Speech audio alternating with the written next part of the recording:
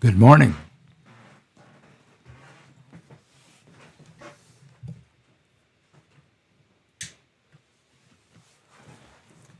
And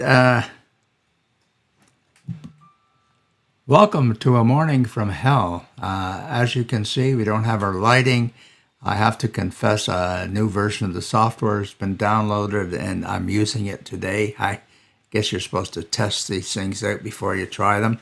And all of my graphics that I tried to arrange for today somehow just didn't work. Yeah, so that's how I feel. Let's take a look here. Transactions in the NHL. Well, I do have this graphic, and Detroit Red Wings dealt Tyler Bertuzzi. That was sort of unexpected, and he went to the Bruins. Boy, are they ever bulking up? And the big news locally. Dallas Stars have signed a Peterborough Pete's defenseman Gavin White, who just happens to live a couple blocks from me, to a 3-year entry-level contract. Oh, and I got this graphic to work as well. So there he is, Gavin White, Steve's son, Wally's grandson, Wally and Nora's grandson.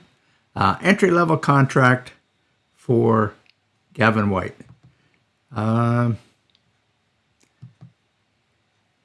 NHL scores. I don't want to happen to the graphic that I made for this. I'll take a quick peek over at my other screen.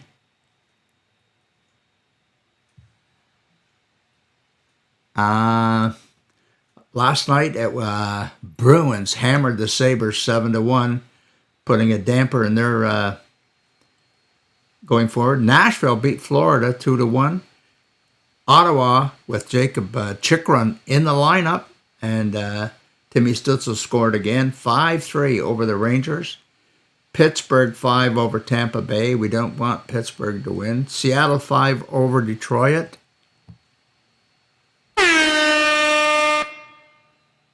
Sorry, John McCauley. Dallas 5, Chicago 2. Toronto 2-1. Back on the winning track. Marner scored in that one, 2-1 over Calgary. Minnesota 2, Vancouver 1, Montreal 2, Los Angeles 3, and the St. Louis Blues over San Jose Sharks 6-3. I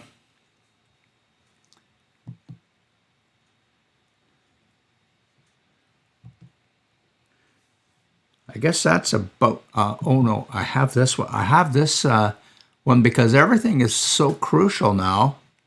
We're not really hung up on the scores, are we? We're hung up more on who's doing what in the wild card race. So we'll take a look here, and this is sort of a pretty crowded here. We have all those teams with 66 points, and they're trying to catch Pittsburgh Penguins. And the New York Islanders. But Pittsburgh's the team to catch. They were, I think, all those teams are only 5 points behind. I think Pittsburgh's sitting at 71. So that wild card race is pretty big at the moment, that's for sure. What can I tell you? I'm just going to, my shortcuts are all screwed up as well. So I'll push some buttons, see what comes up. Oh, here we go.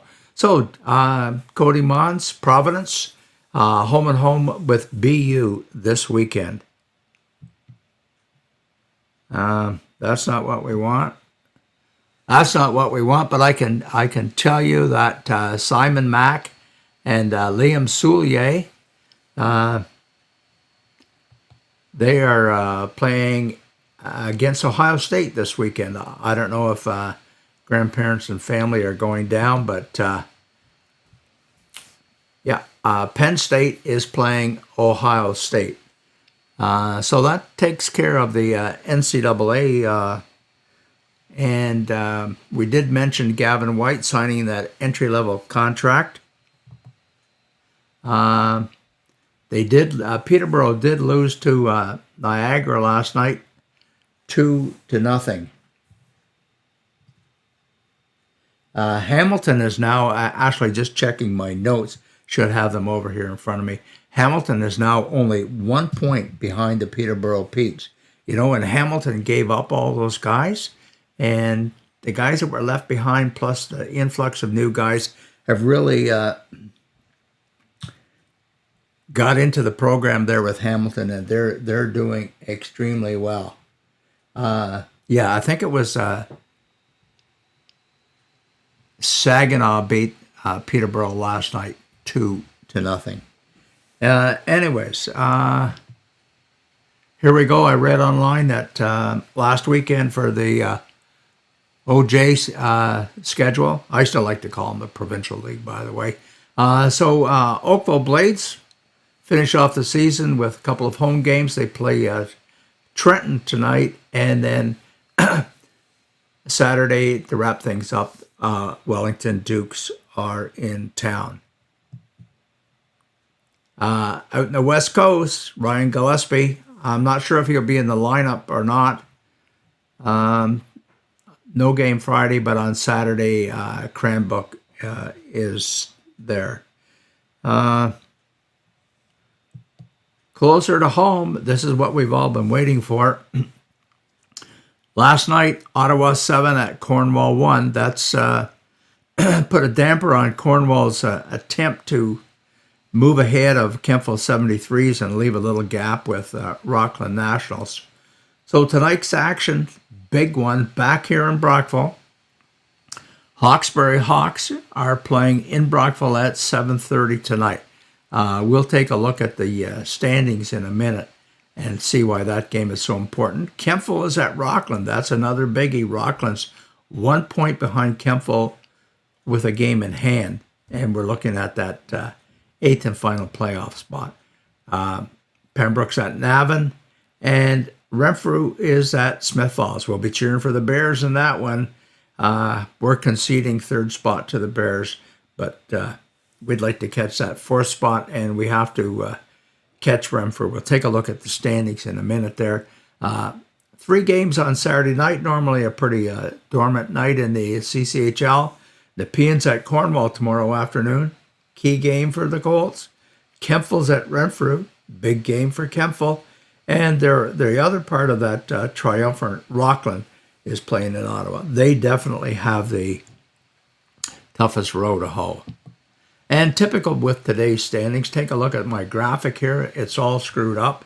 We can take a look at the old Brockville sitting there with 58 points.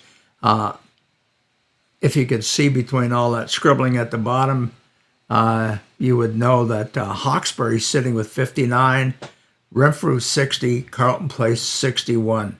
Boy, what a logjam for those playoff spots. And as we mentioned earlier, Brockville is playing Hawkesbury tonight. Brockville, once again, this is game number 3 that their captain, Lucas Culhane, has to sit out as a result of that incident last Friday night.